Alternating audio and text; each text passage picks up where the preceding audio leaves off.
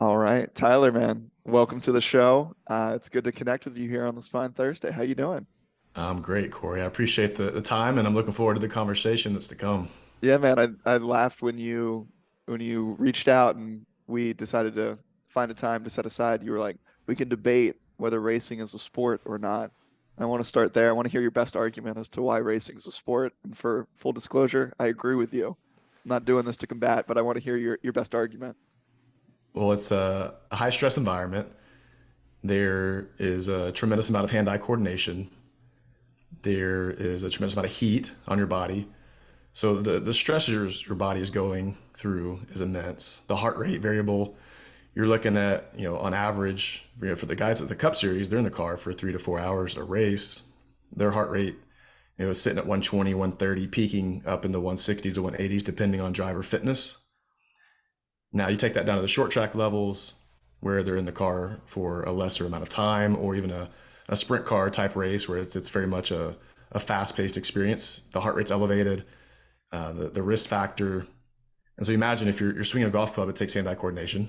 Hmm. If you're about to shoot a free throw, hand eye coordination. Your heart rate's elevated, the stressors are there. And so you put all the hallmarks of what it takes to compete at most sports and package it together.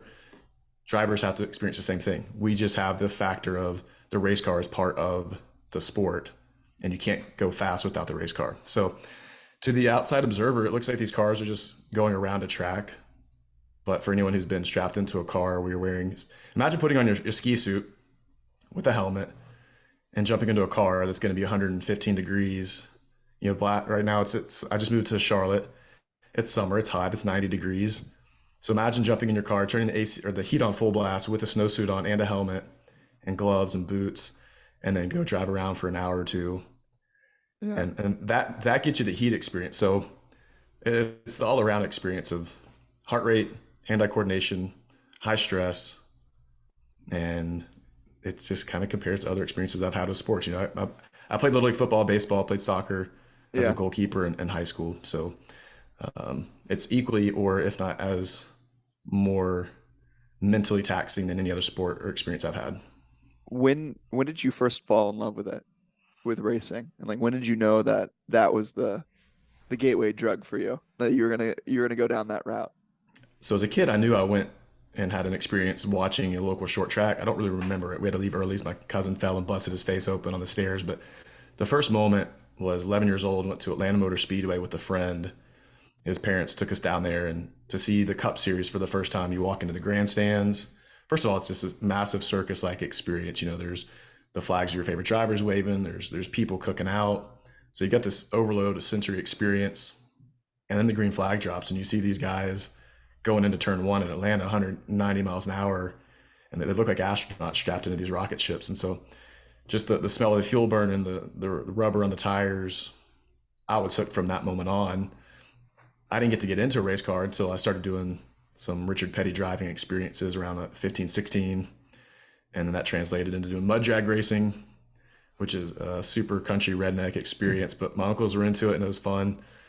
And then from there, jumped into some late models, which is kind of a precursor to a pathway to get to the Cup Series. Gotcha. Gotcha. What was that like initial feeling, maybe towards that later stage, like when you were starting to realize like, oh, like I'm good at this. This could be something that, I do with a lot of my time. Well, at 19 years old, that was the first time I ran an asphalt short track race. And you're driving against some people who've been out there for 20 years. They got tens of thousands of laps of that same track. And you're wondering, do I have what it takes? You're thinking you could be the next Jeff Gordon, but you don't know. Now, fast forward those 3 or 4 years later, and you've got enough laps under your belt, and it's that feeling of like I can make a run at this, and Hmm. I've got the talent to do it. It just takes the right connections, right opportunities, right amount of money because racing it's not cheap, and the landscape today is as much about money as it is about talent. And so it's this combination of just pure excitement of like, what could this become? Because I've got some talent, I can hone my media skill. I was definitely shy and introverted back then. I still am introverted today, but not as shy. And so you walk around going like, this is possible. And I remember 2007 going up to Charlotte from the Atlanta area and testing a NASCAR K&N E Series car. And it's like, man, this worked really well. We just need the funding. And Hmm. that's that was one of those moments where it's like we could hang with these people. Somebody compared me to a young Matt Kenseth, somebody who'd been in the sport for a long time and really knew Matt well. And it's like, man, like that's a good compliment. I like that. And so walked away from that experience hopeful. Quickly things unraveled and we couldn't come up with the partnership dollars to make it happen. Hmm. And then like most athletes at some point things come to an end and you have that big question like, well, who am I? Like what is this life now that I don't get to do this thing? Yeah. What was that like for you? And it sounds like, correct me if I'm wrong, you had almost went through that multiple times in your career, like taking longer extended gaps and time away. Um, what was just walk me through that wave of emotion, I'm sure, like of coming to the conclusion that, hey, maybe I need to separate and provide some space here. And then coming to a realization at some point and be like, actually that thing was really good for me. Like maybe I should go back to it for a little bit and trying to figure out like what did you learn from that break in time, the distance away from it, and then come back for potentially a healthier relationship the second go round or the third go round. Yeah, that's a great question. And if you look at I'm 39 years old, and if you look at the last 30 years, I've had experiences where it is that wave. If you're getting to do things you love, kind of feels like it's taken away, do things you love, and the relationship does get better with time and understanding.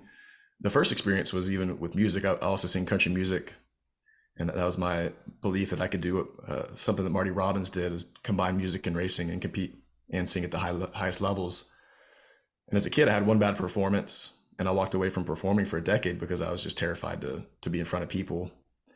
At that age, I didn't realize nothing clicked. It's just like I'm in high school, like we'll just do the deal.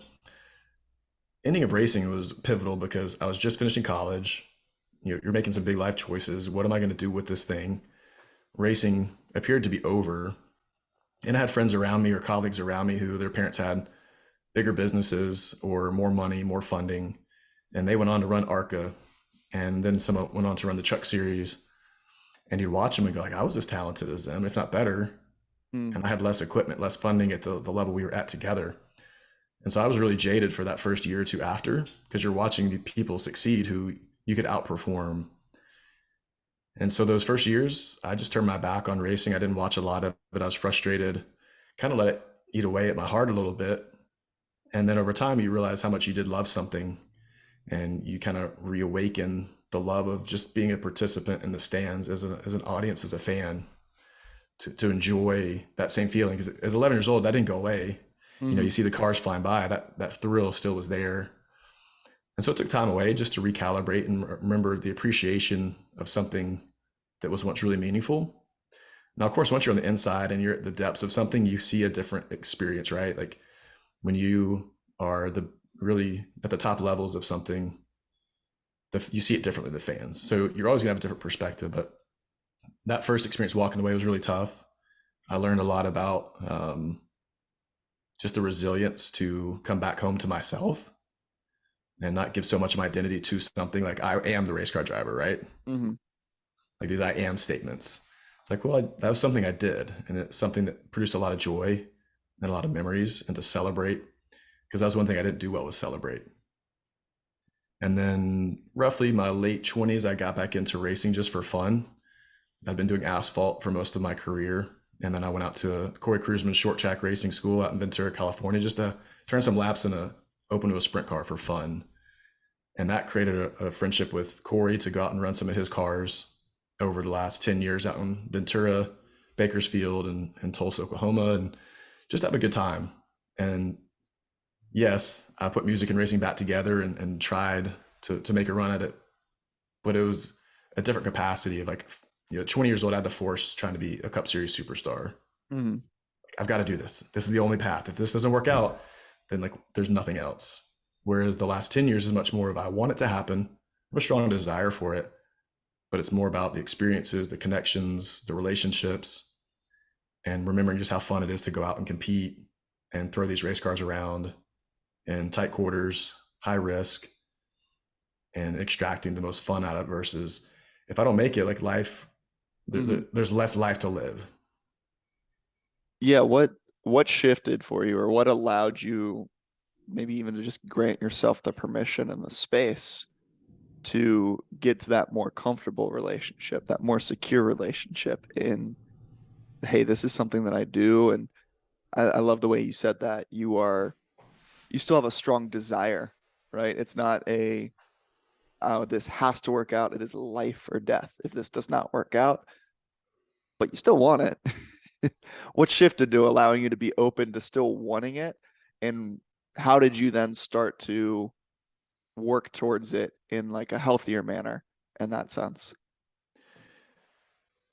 It was creating non-attachment to something, right? Mm, It's easier said than done, but it's working with those statements. I really felt like I am the race car driver. My identity was wrapped up in this central piece of I have to become this thing. My dad was a dentist and just retired after 45 plus years. So it's like I watched him and he's like, he is the dentist. mm, That's the one thing that he does. He doesn't do anything else. And so I looked at what I did as this experience of this is who I am going to become. And then when that was stripped away, it's like, well, now I'm nothing. I didn't have enough personal development at that time in my early 20s to see there's so much more to me than just being a driver. mhm.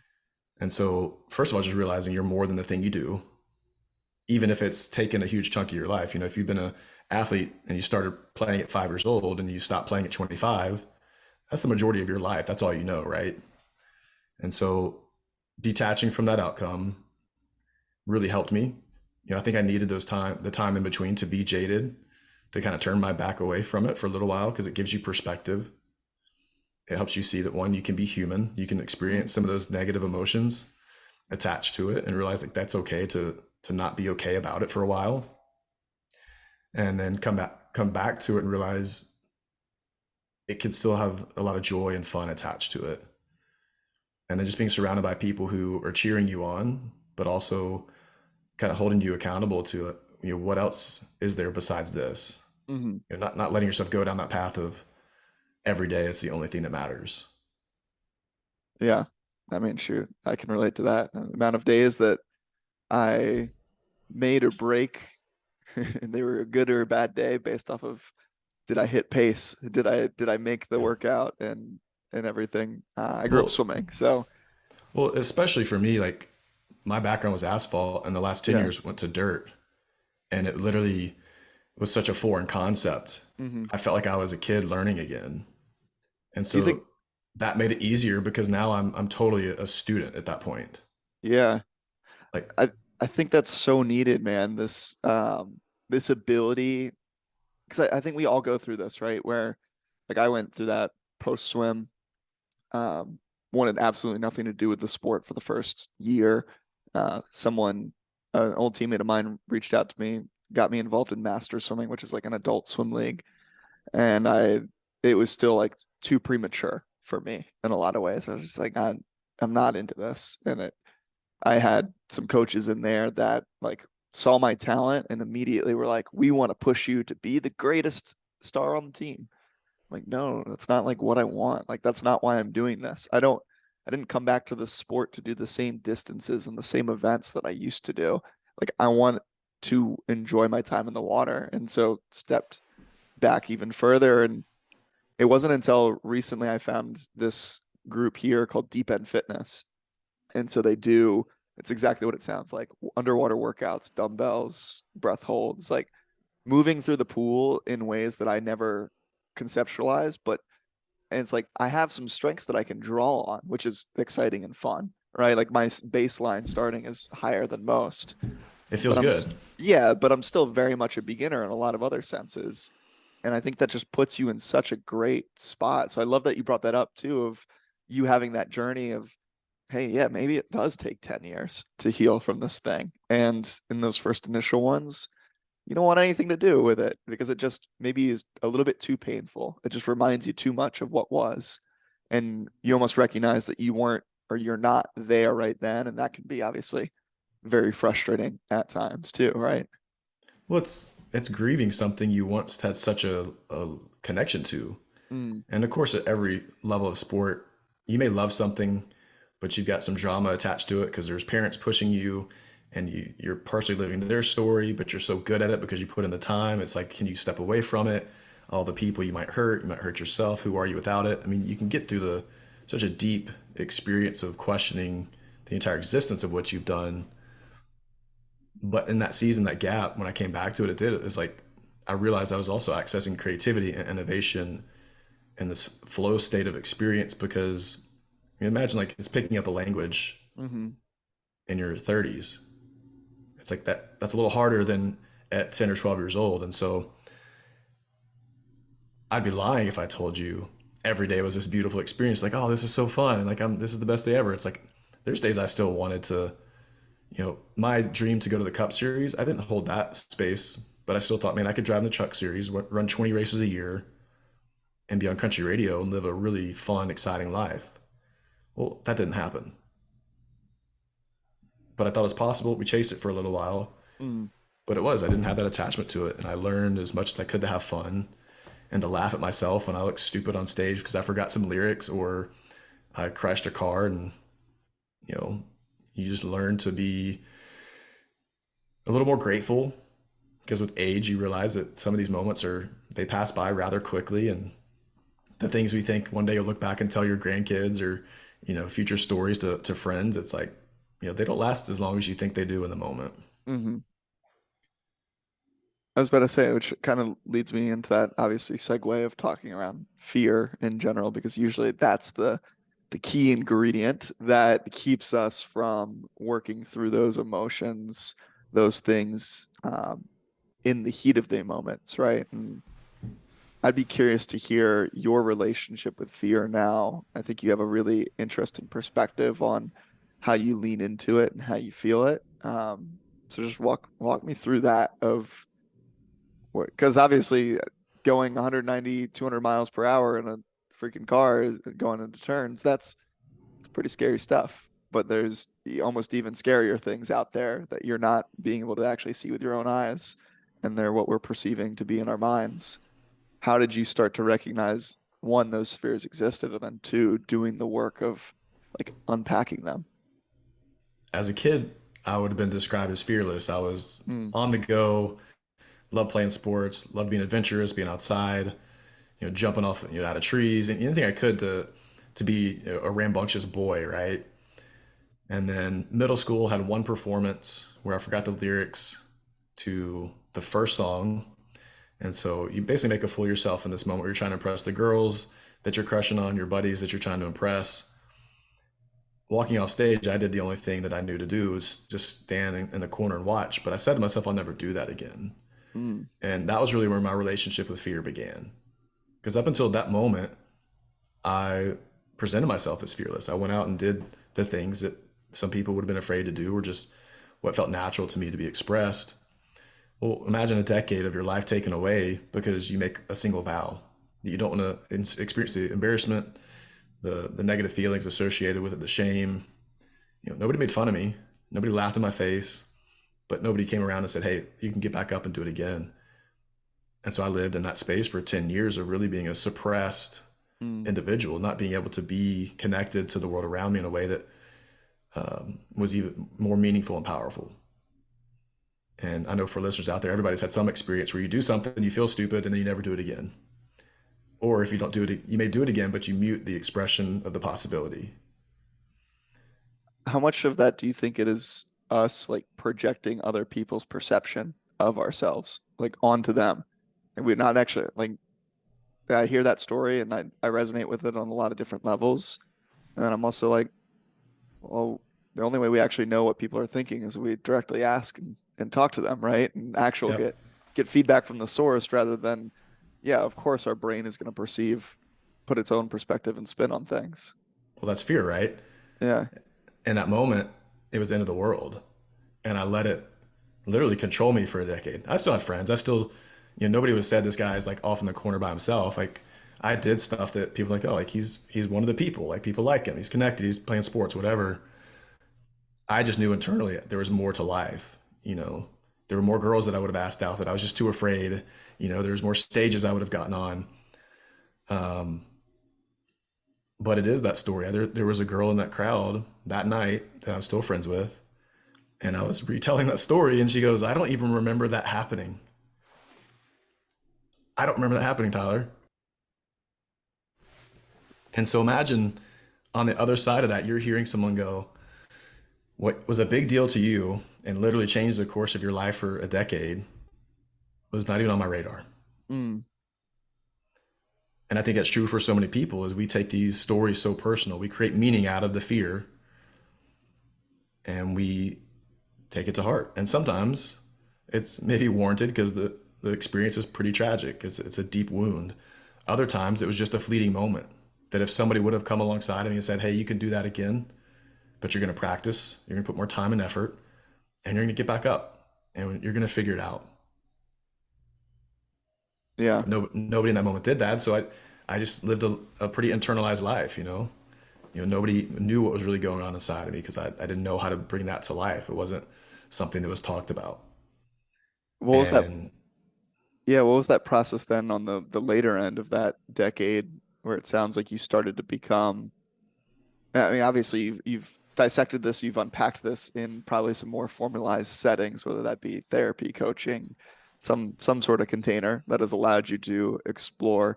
But what was that like? That initial, oh shit, like this is what happened. These are the tools. I'm sure I can only speak to my experience, but in moments of that, I'm like, it's such a mix of emotions of frustration of, well, why didn't I recognize that earlier? Like, how did I really miss that? That's like such a glaring thing.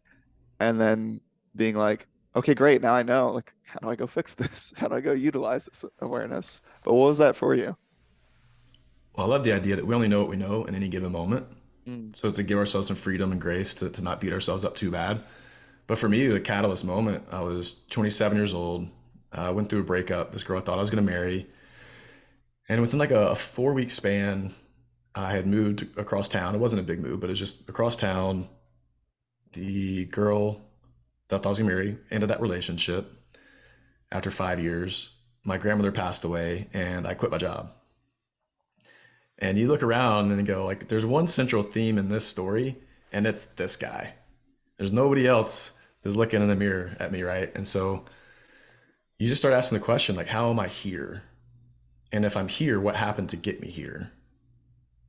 And I wasn't living in a terrible place. Like, I had supportive people around me. I had, by world.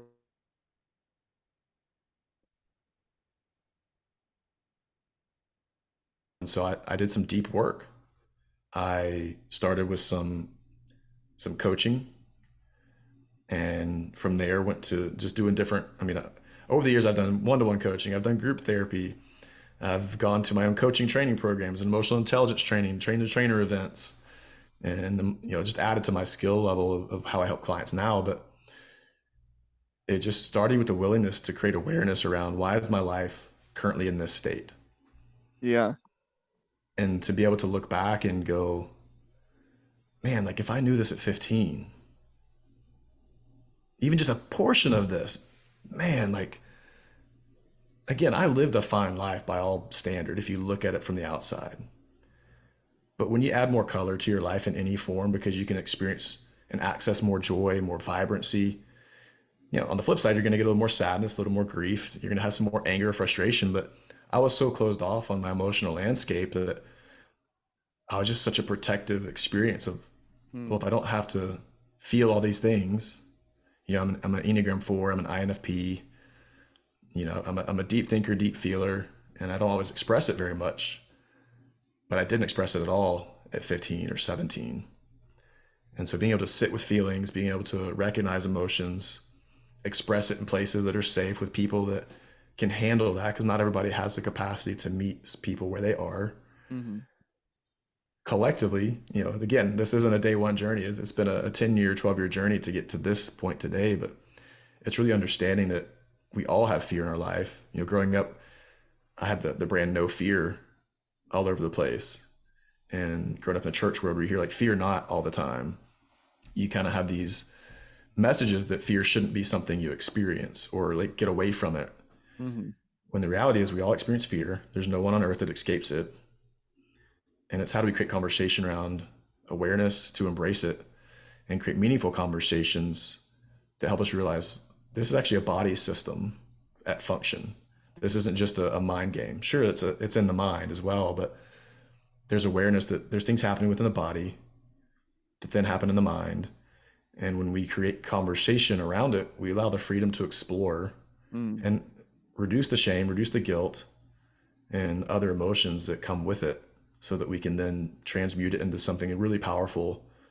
Because there's so many people who have dreams. There's so many people who have ideas they want to bring to the world to innovate, to create change, especially right now. Technology is shifting so quickly.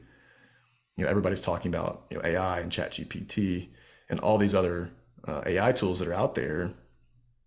And so it's looking at how do we create conversation around something that otherwise can be looked at negatively, or to just a natural propensity to disassociate, disconnect, to numb out. I mean, I'm guilty of scrolling on social media.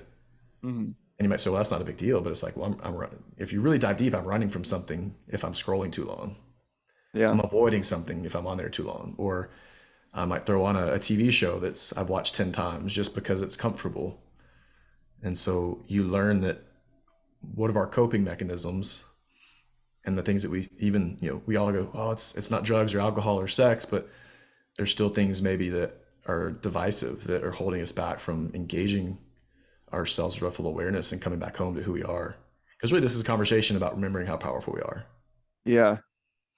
Yeah. I love the way you said that there of, you know, the reason to go into exploring in the first place, this line of work doesn't lie in like the why behind it isn't to like extract fear, extract sadness, and all these other emotions from your life, and that they'll never be there. And in fact, oftentimes a byproduct is like you feel that even more. But understanding that you can work through that is huge. Because I would, to your point, like I fear will never go away. You will learn to conquer and create a better like relationship with it, I'm sure, over the time and course of your life. But it will always show up in different ways, different situations, different events will trigger it at various points. But it sounds like it's more about the having the awareness and the tools to work through it in a moment to moment basis rather than, oh, it's just gone and extracted from my life altogether. Is that fair to say? For sure. It's, if you try to get away from it, you're automatically disassociating, you're running, you're avoiding. And so to be able to meet it really with loving kindness, Mm, like this is a teacher, this is guiding me through something. And yes, over time I can diminish or reduce the effect, or we can create some resilience around it so that it's not something that's stopping you dead in your tracks. But it is teaching us something. It's guiding us through something. It's creating a path to get through the obstacle. And we can use it as fuel to really create meaningful interactions with the world around us. Yet, so many people want to run from it mm, and not step into that world because past history, whether it's childhood stuff, adult level stuff, the impact of something that's so tangible and real still feels too prickly, too hmm. pointy, and they want to stay far away. The fire feels a little too hot. And so it's creating a space to say, hey, we don't have to jump in this fire, but we might want to get a little bit closer to it to explore. Let's feel the heat a little bit. And over time, we find out what do they need within the conversation to slowly, sometimes, awaken a part of themselves that's been shut off for a long time. Yeah. That was going to be my next question is like where does one start with that? If someone's listening to this and they're hearing it and they're like, yeah, fear has been running my life for a little while now. Where does that conversation get to start? Because you said one of the keys to overcoming this and learning to embrace it is more conversations. But like, what would your advice be to 15-year-old self and to, hey, like, this is what it means to actually have that conversation. This is how you do it. The first thing is just be willing to start. Don't even allow yourself the space to just keep avoiding. Create some type of catalyst moment to get the conversation moving. Mm, Now, what does that look like from there? It depends on where you're at and what you need, right? And that's where, in my work with Fear Formula, there is not a simple singular fear formula. It's what is your unique fear formula for you. Because what I need today at 39 is different than what you need today from where you are.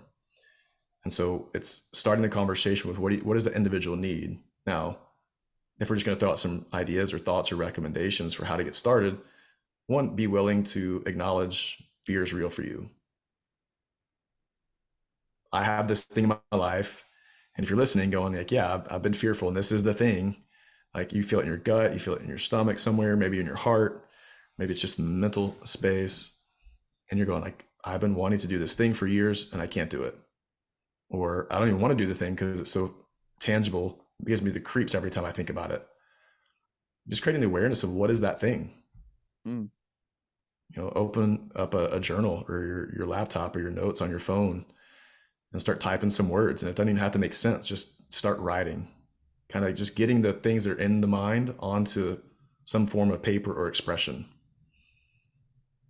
For most of us that are living with fear that feels like it's holding us captive, we have to begin to release what's been suppressed. So get it out, start flowing. And it could be you don't like doing that. So maybe you take out a voice note and you speak it while you're going for a walk. Like get the body moving and just free throw some thoughts out as you're walking. Begin to create awareness. And it doesn't have to make any sense to you. Mm. Give yourself the freedom to just be. And if that includes a lot of things that are thoughts rather than feelings, that's okay. We're not always looking for what's sad or happy or anger. It's just get the awareness of I'm not comfortable in my body, in my mind, and throw out some things around why that might be. That's the first thing. From there, you get to decide what's working for you, what's not. You might need to get into your body. You might need to do just some breath work to slow the body down, to calm the nervous system. You might need to do some breath work to ramp it up. Maybe you're in too calm a state. Maybe we need to activate the system. One type of breath work doesn't work for everyone because everybody's in a different state. Fight, flight, fawn, freeze, depending on where you are. We need to do some different things with breath work. Maybe you need to do some actual body work and get the body out and literally shake the body out. Have you ever seen animals in the wild getting attacked and they get back up because they survived? They'll have these moments where their body's shaking and trembling. It's like their body's recalibrating. Mm. So maybe we got to, stand up and just shake the body out, let the body move. I think one thing that when we talk about suppression is we're really good at being just these like stoic, non-expressive beings.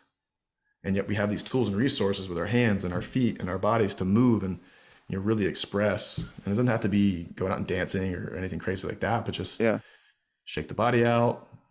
Easily you can go to a yoga, Pilates, go for a run, jumping jacks, all kinds of tools just to get in the mind, in the body, but less thinking about it and doing. So we're creating some movement. Yeah. I love that you brought that up. I love the mind body connection. Even just the other day, it was getting closer to my therapy appointment, and I was like feeling all this stuck energy in my forearms, my elbows. And I was like, all right, I just need to shake this. Like I need to like get this moving, get this flowing in one way. What are some of your like go-to ways that you've found just in your own experience that has either helped you or the people you've worked with, like really flush out that physical sensation?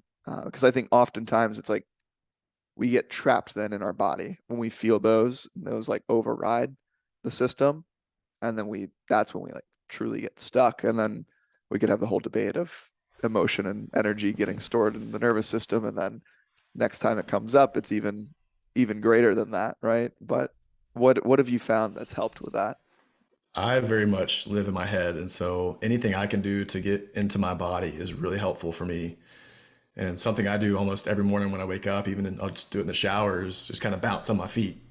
So Mm. just standing up, letting your whole body just kind of, it's like imagine like you were just pivoting on the balls of your feet, just up and down, kind of a bounce, get the whole body literally. It's almost if you imagine rebounding on a trampoline without the trampoline. So it's just getting the body moving, getting some things flowing. I'll do that for, maybe I'll breathe in with it. So I'll do some quick inhales and exhales as I'm doing it. And that kind of gets my thought life down into my body a little bit and just kind of be present with the body and feel it. And then I'll literally do some shaking. So full body, just kind of like let my body back and forth, just almost like if you imagine like a shaker in your hand, Yeah. just kind of back and forth, letting the body move. And then might go from full body and kind of start with my feet and slow the top down and really kind of, imagine if you ever shaking your ass as you're dancing, just screwing around. It's kind of like that. You're just letting your full body shake from your feet, rolling it all the way up to the top of your head. And then I might even like lean over and just kind of you move the body in whatever weird ways, but still just kind of feeling it out as I'm shaking it out. And that really helps me get into the body. And it feels weird. It feels Yeah. stupid. I mean, especially as a guy, like we're not taught to do that kind of stuff. Like, you look silly doing it, but even just a 2 minute experience of that in the shower or anytime throughout the middle of the day, if I just need to kind of come back to the body, that's Yeah. a great way for me to really create some presence. And then sometimes I might just sit and put a hand right on the heart, put a hand on the belly, and just do some breathing, just as a slow down. Small ripples move mountains, Hmm. and we think we have to go do these massive things. And so just slowing down and remembering that if I take a few minutes just to breathe, that the body's here, it's holding space for me, and the places where I'm trying to avoid or numb out. I run from this really hard. I run from Yeah. this really, really hard. And so when I take time to do it, again, it's coming home. And it's remembering that, sure, I can go out and get information and learn and do things that can help me. But I know most things I need to do today to make things happen. Yeah. But it's coming home to remember that, to slow the pace down. And the more that I can do that for me, that's when I become most powerful. And that doesn't work for everybody, but those are some of the tools that I use to get out of my head and into the body, is just literally, get some shakes going, Yeah. get some deep inhales and exhales going pretty quick pace, just to fire up the nervous system a little bit, because I can tend to be too calm. And so there's a few of my random things. And it Yeah. just, again, it's the permission to feel stupid. Well, I think that that requires that, yeah, that self-granted permission to, like, you don't have to perceive, like, you shouldn't be worried about how you're perceiving yourself in those moments. Like, fully surrender and let go. Like, that's what that whole thing is about. I'm smiling as you're saying all these different things. So it's like, dude, this is what I did from like high school on in swimming as I prepared for some of the biggest races of my life. You would often find me bouncing around, just shaking, getting loose. And I was known for, I would do two claps when I got up on the block. That was like my final two little claps. Like, okay, let's go. We're here. We're You're in the locked in. body, and we're in this race for the next however long it's going to take. Um, so I'm like, dang, yeah, it's amazing. Some of these skills and tools that we have used at various seasons and stages in our life still hold a lot of value and weight here, even if the way that you're then executing doesn't look exactly the same. You know what I mean? But I find myself doing that now, where even before sitting down and recording with you, it's like, okay, like, what do I need to do? I think it's so important to intentionally build that time to do those things. Do you find that you're like intentionally putting space into your day that allows for you to remember to like come back home and come back to those tools, and less of that, like, because it's so easy now to just be like, all right, Zoom meeting, Zoom meeting, Zoom meeting, and no calendar boundaries. So they just all back to back, or some bleed into others. Like, what's that look like for you on that side? I don't have a hardcore set schedule or rhythm with it, but it's more the intentionality of knowing, okay, I'm feeling something stagnant, kind of like what you said. Like, you notice you're about to go into therapy, you've got this like feeling in your hands. And Yeah. it's just a reminder that when there's those moments, no, okay, maybe I just do want to sit with my breath for 3 deep breaths, and that 1 minute is enough to come back home. Or maybe I need to stand up from my chair and literally for 30 seconds of bouncing on my toes, letting the body shake it out, just that's enough to loosen up that expression or move some energy around. And so it's less of a formal, hey, I need 5 minutes because this is the dedicated routine that I stick with every single day. and more of just giving myself freedom to give myself that permission. So maybe I do that in the morning, maybe I do that some point in the middle of the day, and then again towards the evening hours. And then if Yeah. I need it more than that, maybe I do that again. And again, this isn't like a 10 or 15-minute routine. These are like 1 to 2 minute moments just to kind of shake it out, get out of the mind, and then jump back into the next thing. So it's like as you're going from, if you did a hardcore hour of work, give yourself a 5 minute break. And in that 5 minute break, take 1 minute just to do something where it's attaching back to the body Mm. and testing it out. Like you might find it, man, that thing he told me to do was stupid. I hated that. It didn't feel right at all.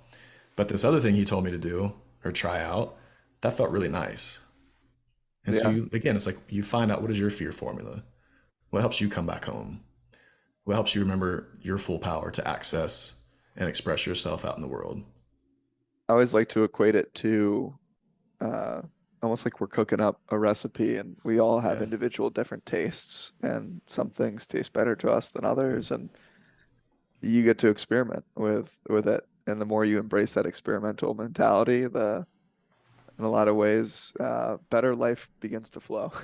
Well, it's like I love talking about deep things. I love long conversations. I love one-to-one conversations.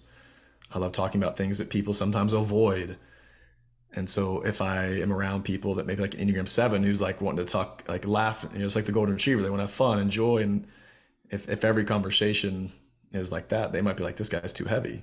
So Yeah. it's like you learn these different ways to relate and connect and different aspects of how to help people access what they need in their moments. Because if I try to prescribe what works for me for someone else, they might go like, this is too much for me. Like my system can't handle this. Hmm. So it's being able to see people and meet them, not trying to force an emotion or experience, but literally holding space to help them be experienced for themselves versus what I think they should be or do or Yeah. test out because it's it's too there's too much beauty within an individual to try to imprint what I think they should become or be based on my own experience because then I'm just projecting.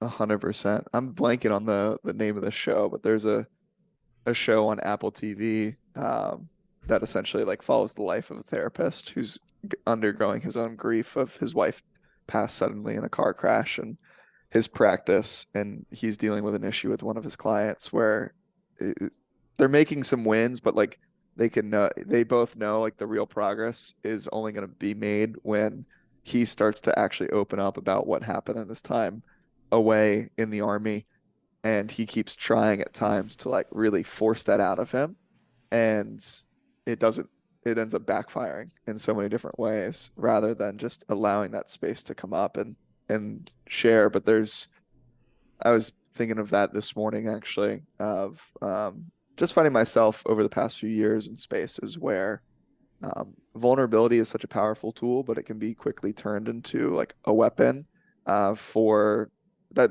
makes people shut down and be completely uncomfortable and unsafe in spaces where it's when it becomes this like forced thing, and it feels almost equivalent to if you've ever had like a CEO or a boss that like has the really corny icebreakers, and you're just like, "Ah, this doesn't feel Yeah. good." I feel like in the self-help world and personal development space, like that is the equivalent of corny icebreakers, is like this forced vulnerability in a lot of ways. So I love that you brought up of this notion that we can take a step back, we can allow the space to come forward, but at the end of the day, we can never force anyone to do anything. Well, and I would have been guilty of that day one when I first started coaching because it was Yeah. such a this is the mental game. It's let's dive deep, let's get the questions going, let's stir some stuff up, and then you learn over time like that's not all there is to it. And then in the last few years, adding breath work into the spaces that I hold, you realize that in the capacity in which I do breath work, sometimes I don't even need to hear from the client. They don't need to verbalize any of it. It's just they have their own experience through breath work that is their own emotional release Mm. and without them having to be, they're still being vulnerable in the session, but it's not a verbalized form. It's giving them permission to still be expressed without me having to know the details of some things that maybe they don't want to share, or maybe they don't even know that they're subconsciously holding on to. Yeah. And that really has enlightened me into the power of, again, not just the mind, but the body and what the body remembers and knows that we just don't have capacity to fully connect to. And so it's giving myself the permission to realize like I'm not a healer for these people. I'm just holding space for these people. Hmm. And in the process, we're having them create tremendous breakthroughs around their fears, around trauma pain points that sometimes we talk about, sometimes we don't. But it's allowing them to access a part of themselves that maybe they just felt plateaued in their work, but now they've created a breakthrough because they know what's under the surface of that. Or it's an athlete who's coming out of their sport and they're trying to figure it out, Yeah. and they're trying to find that joy again because they lost it. They lost the spark. And so the cornerstone of my work is helping people start fires that can become symbols of light, because there's too much good left to do in the world that needs to be done. And we don't need everybody on the sidelines watching. We need some people in the game. 100%. I couldn't agree with you more. I want to be mindful of our time here, man. I want to ask you the fast five, which are going to be rapid fire, one sentence, one word answers. And then we'll plug where people can connect and find more of what you're doing. I really love the work and just the perspective that you bring. The first one of the fast five is, what's your go-to podcast that you've been jamming on? The Diary of a CEO. Great choice. Number two, what's your favorite book that you've read in the past year? Past year was kind of cheating because I reread it, but The Alchemist. Great choice. That's It's been it's a standard go to, but yeah, it's a good reread. I don't blame you. Number three, what is something that you can't live without? Water. Number four, what is a quote that you live by? If it's been done before, it's probably possible. Love that. Number five, if you could sum up your focus right now to just one word, what's that word? Expression. You were really rapid fire. I love it. I love it. Um, I usually don't love rapid fire anything or the favorite questions. I struggle with those, but yeah. it's all good. Tyler, man, I appreciate the time. Appreciate you coming on here and sharing a bit about who you are, what you do, and how you just show up in this world. Where can those people out there maybe find more of you, connect with you, learn more about what you do? Yeah, I appreciate the time, Corey. For people who want to connect, TylerWilliamsLive.com is a website. You can find all things country music, racing, speaking, coaching. If you want to follow, most relevant space would be Instagram, T Williams Live. And then if you want a free resource to start a conversation around your fear and how to engage it, you can go to 5minutefearformula.com and get a free PDF download of what it looks like to start the conversation on how to embrace your fear and kind of get those first thoughts going and how to be expressed and connected to your fear. I love it. I love it. I'll have that all linked in the show notes. But Tyler, again, man, thanks for coming on. Yeah, I loved it. Thanks, Corey.